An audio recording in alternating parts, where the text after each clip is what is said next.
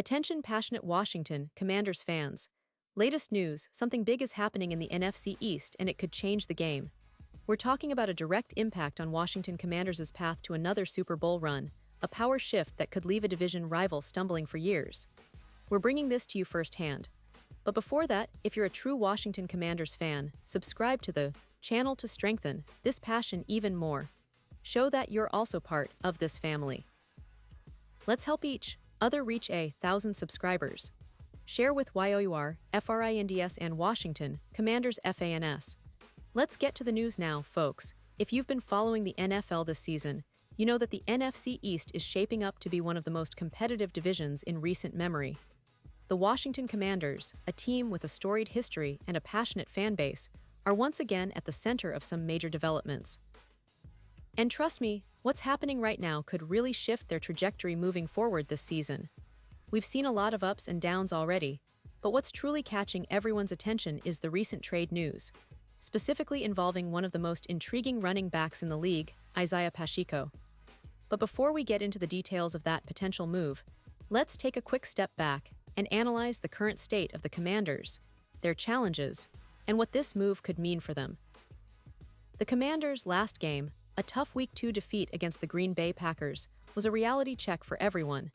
It laid bare some of the issues they need to address if they're truly serious about making a deep playoff run this year. The game was a reflection of the team's current struggles, especially on the offensive side, where execution and consistency have been inconsistent at best. But among the many concerns, one glaring issue came into sharp focus: the running back position. During that game, Austin Ekeler, who has taken on a leading role in their backfield after the offseason acquisition, suffered a non-contact injury, which was later confirmed to be an Achilles injury. And folks, that's not just a minor setback. It's a season-ending injury that leaves a huge void in the Commanders' rushing attack. Now, Ekeler's injury is a brutal blow for the team. Ekeler, as many of you know, is a dynamic player, not just a reliable runner, but also a versatile weapon in the passing game. His ability to change directions quickly and burst through gaps made him a focal point of the Commanders' offense. But with Ekeler out for the season, the team faces an urgent need to find a reliable replacement, and that's where the story gets even more interesting. Jachary Krosky-Merritt, a rookie, has stepped into the starting role. He's got potential, no doubt about it, but as a rookie, he's still raw and needs time to develop. The team needs someone with experience, someone who can step in immediately and carry the load. That's why the idea of trading for Isaiah Pacheco is gaining momentum among fans and analysts alike. Let's take a closer look at Pacheco's profile. Over his 4 seasons in the league, he's amassed impressive stats, rushing for over 600 yards and scoring 17 touchdowns on 594 attempts. That's a solid, reliable production, especially considering his role in the Kansas City Chiefs' offense. Pacheco has shown flashes of explosiveness, power, and agility that make him a dual threat in the backfield. But interestingly, his role in Kansas City has been somewhat inconsistent lately. During the Chiefs' Week 1 matchup against the Los Angeles Chargers, Pacheco's workload was noticeably reduced. Instead of leading the rushing attack, Patrick Mahomes took on much of the ground game himself, rushing for 57 yards. Pacheco only managed 25 yards, and Kareem Hunt even got some snaps, finishing with 16 yards. This shift in usage has sparked some questions about Pacheco's long-term future with the Chiefs. Why, you might wonder? Well, if Pacheco's snap share continues to decline and Kareem Hunt keeps getting opportunities, it's natural to ask whether the Chiefs see him as part of their future plans.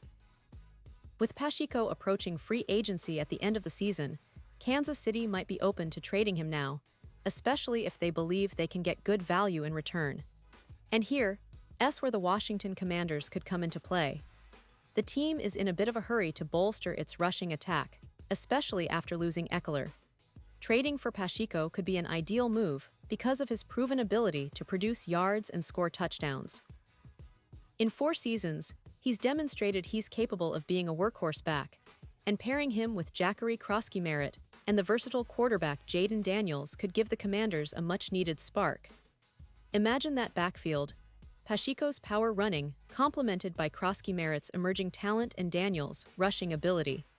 That's a recipe for a more balanced and dangerous offense. The Commanders have been searching for consistency on offense, and adding a player like Pacheco could be the solution they need to turn things around. It's not just about filling a gap, it's about upgrading the entire running game and giving their offense a new dimension. With Pacheco's experience and proven production, he could be the guy to help them establish a more physical and explosive rushing attack, which in turn opens up more options for the passing game and keeps defenses honest. But let's not forget, there are other factors at play. The Chiefs are known for being strategic, especially when it comes to their roster management. If they decide to trade Pacheco, it's because they believe they can find better value in other areas or simply want to reset their backfield for the future. Yet, for the Commanders, this kind of move could be a game changer, adding a player with a proven track record, a guy who can come in and contribute immediately. And with the current state of their roster, especially after losing Eckler, they need that kind of injection of talent. It's all about seizing opportunities when they arise, and right now, trading for Isaiah Pacheco seems like a smart move that could pay off in a big way. Now, I want to touch a little on the bigger picture here. The NFC East is evolving fast. The Commanders are trying to hold their ground, build on their strengths, and get back to the playoffs. But with the division rivalries heating up, every move counts. The Eagles, the Cowboys, and even the Giants are all looking to improve. For the Commanders, making a bold move like acquiring Pacheco could give them a significant edge, especially if they manage to integrate him smoothly into their offensive scheme. It's also about sending a message to the rest of the league that they're serious about competing and not afraid to shake things up when necessary. And let's be honest, fans love the drama and the excitement of these trades. They bring a fresh energy and hope for better days ahead. The idea of adding Pacheco, a young, talented back with a lot to prove, injects new life into the team's offensive plans. It's a move that could boost morale, motivate the players, and keep the fanbase energized. Because at the end of the day, it's not just about the X's and O's. It's about passion, pride, and the relentless pursuit of excellence that makes the NFL so special, especially for a team like the Washington Commanders with such a rich history and loyal supporters. Now, I know some of you are probably wondering about the logistics, the details of a potential trade, and how quickly it could happen. Well, in the NFL, trades like this are often discussed behind closed doors, with teams weighing their options carefully. But given the circumstances, Pacheco's declining snap share, his impending free agency, and the Commanders' urgent need at running back, this scenario makes a lot of sense. The Chiefs could look to trade him early in the season to maximize value, and the Commanders could be ready to pounce, especially if they see him as the missing piece to their offense. And of course, we have to consider the impact on the team's chemistry and the locker room. Bringing in a player like Pacheco, who is known for his work ethic and team-first attitude, could be just what the Commanders need to ignite their offensive firepower. It's about building a team that's not just talented, but also cohesive and hungry for success. The coaching staff would have to integrate him into their game plans quickly, but with Pacheco's experience and proven production, that shouldn't be a huge hurdle. So, as we look ahead, what's the real takeaway here? For the fans, it's about hope and expectation. The Commanders are making moves, and this trade rumor points to a willingness to be aggressive. They understand that this season could define their future, and making strategic acquisitions like Pacheco could be the key to unlocking that potential. For the division rivals, it's a warning shot. The Commanders are not standing still.